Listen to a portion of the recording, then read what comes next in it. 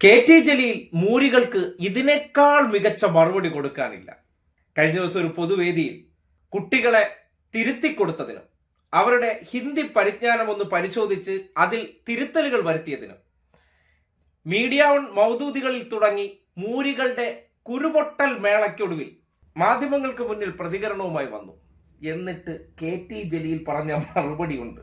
കാര്യം, ഇപ്പോഴത്തെ കുട്ടികൾ 10ാം ക്ലാസ് കഴിഞ്ഞപ്പോൾ അവരിൽ തെറ്റ് പറ്റിയിട്ടുണ്ടെങ്കിൽ അത് കഴിഞ്ഞ 10 വർഷത്തെ പൊതുവിദ്യാലയത്തിൽ പഠിച്ച കുട്ടികളുടെ പ്രശ്നമെന്ന് വരുത്തി തീർത്തുകൊണ്ട് കെ.ടി. ജലീലിനെ പരിഹസിക്കാൻ ശ്രമിച്ച ലീഗന്മാരുടെ അണ്ണാക്കിലേക്ക് ഒരു പിരിവെട്ടിച്ച മറുപടി പറഞ്ഞിട്ടുണ്ട്. നിങ്ങൾ തന്നെ കേൾക്കണം. ഈ അടുത്ത ദിവസങ്ങളിൽ പുറത്തു വന്ന കോറളം വിസ്മയം മുതൽ 15,62,026 എന്ന് വായിച്ച ഷാജിയെ വരെ ഊക്കിവിട്ട മറുപടി. 9332 എന്നുള്ളതിന് പകരം 9332 എന്ന് പറഞ്ഞ ആള് ഈ കഴിഞ്ഞ 10 കൊല്ലം നമ്മളുടെ ഏതെങ്കിലും ഒരു സ്കൂളിൽ പഠിച്ചു വന്ന കുട്ടിയാണോ? ഈ 1ാം ക്ലാസ് മുതൽ 10ാം ക്ലാസ് വരെ കഴിഞ്ഞ 10 കൊല്ലം പഠിച്ച കുട്ടി ആണോ? അല്ലെങ്കിൽ അത് പഠിച്ചു എന്നുള്ളത് കൊണ്ടാണോ കേരളം എന്ന് എഴുതാൻ പറഞ്ഞപ്പോ അല്ലെങ്കിൽ എന്ന് എഴുതിയപ്പോ കാരളം എന്നായത്?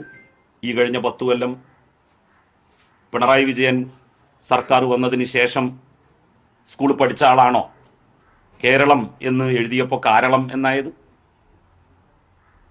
അതുപോലെ തന്നെ 9332 എന്നുള്ളതിന് പകരം 9332 എന്ന് പറഞ്ഞ ആള് ഈ കഴിഞ്ഞ 10 കൊല്ലം നമ്മളുടെ ഏതെങ്കിലും ഒരു സ്കൂളിൽ പഠിച്ചു വന്ന കുട്ടിയാണോ?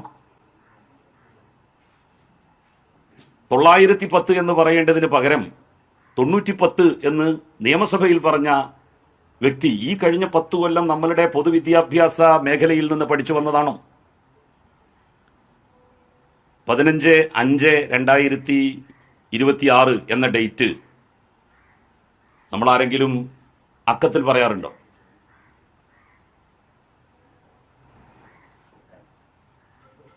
$15,05,000 അല്ലെങ്കിൽ 52,000 എന്ന് പറഞ്ഞിട്ട് നമ്മൾ പറയാറുണ്ടോ? അങ്ങനെ പറഞ്ഞ ആള് ഈ കഴിഞ്ഞ 10 കൊല്ലം നമ്മളുടെ പൊതുവിദ്യാലയത്തിൽ പഠിച്ചു വന്ന കുട്ടിയായി ആയതുകൊണ്ടാണോ? മയ, കുയി, പുയ, അയക് എന്നൊക്കെ മുതിർന്ന ആളുകൾ പോലും പറയുന്നത് കഴിഞ്ഞ 10 കൊല്ലമായിട്ട് നമ്മളുടെ പൊതുവിദ്യാലയത്തിൽ പഠിച്ചു വന്നതുകൊണ്ടാണോ? അന്ന് യഥാർത്ഥത്തിൽ ഇവർക്കൊന്നും നമ്മളെപ്പോലെ ഇങ്ങനെ കറക്റ്റ് ചെയ്ത് കൊടുക്കാൻ ഒരാളുണ്ടായില്ല.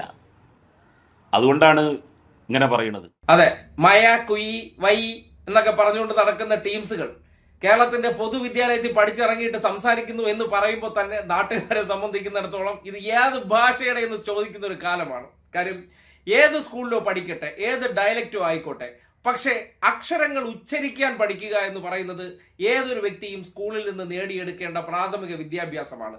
അതിനാണ് അടുത്ത ദിവസം നമ്മുടെ PWD മിനിസ്റ്റർ മഴ പെയ്ത കുയി ഉണ്ടാകും എന്ന് പറഞ്ഞതുപോലെ ആ വിദ്യാഭ്യാസ നിലവാരം മതി എന്ന് പറയുന്നിടത്ത് അത് പോരാ. കുട്ടികൾ അക്ഷരം പഠിച്ചാൽ മാത്രം പോരാ, ആ പഠിച്ചതിന്റെ പരിജ്ഞാനം എന്താണെന്ന് അറിവുള്ളവർ ചെക്ക് ചെയ്തു.